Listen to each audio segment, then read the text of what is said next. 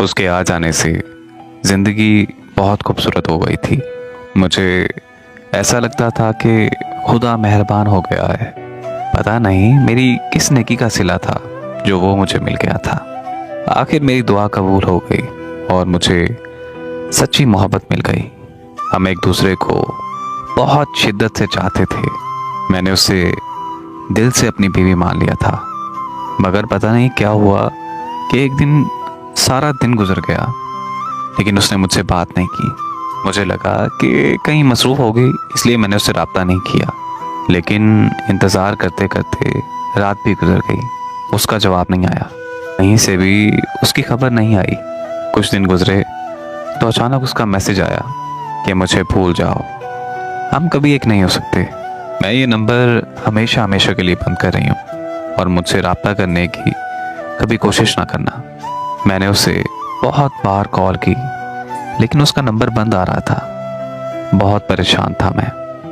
रोज़ हज़ारों बार कॉल करता था, क्या पता शायद उसका नंबर ऑन हो जाए। मुझे ऐसा लगता था कि सब कुछ ख़त्म हो गया है। मुझे मेरी ज़िंदगी बेमकसद सी लगती थी।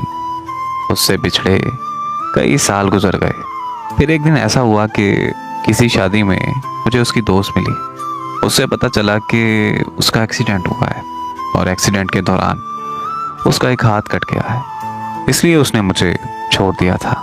वो खुद को मेरे काबिल नहीं समझती थी। वो चाहती थी कि मैं उसके पीछे अपनी ज़िंदगी बर्बाद ना करूं। जैसे ही मुझे सारी हकीकत पता चली, मेरी आंखें नम हो गईं। मैंने उसकी दोस्त का शुक्रिया अदा किया और अगले ही दिन अपनी फैमिली के साथ उसका रिश्ता मांगने चला गया। उसने मुझसे शादी करने से साफ साफ इनकार कर दिया, लेकिन मैंने भी उसे हाँ करवाने की कसम खा रखी थी। आखिरी बार जब मैं उसके घर रिश्ता मांगने के लिए गया तो मैंने उसे एक बात कही थी। ये बात तुम अपने जहन से निकाल देना कि मैंने तुम्हारे जिस्म से मोहब्बत नहीं की, मैंने तुम्हारी रूह से और तुम्हारे किरदार से मोहब्बत की है। शादी के बाद अगर यही हादसा मेरे साथ होया था तो क्या तुम मुझे छोड़ दी थी? उसने मुझे जवाब दिया कि हर किस नहीं, मैं आपको कभी ना छोड़ती। तो मैंने कहा कि तुमने कैसे सोच लिया कि मैं तुम्हारा साथ छोड़ दूंगा? क्या तुमने एक बार भी मुझसे पूछा, एक बार भी मेरी राय ली, मेरी मर्जी पूछी? तुम मेरी मोहब्बत का अंदाज़ा शायद कभी नहीं लगा पाओगी। बहुत सी बातें की मैंने उससे और उसकी आंखें नम हो गईं। रोते रोते वो मेरे गले लग गई।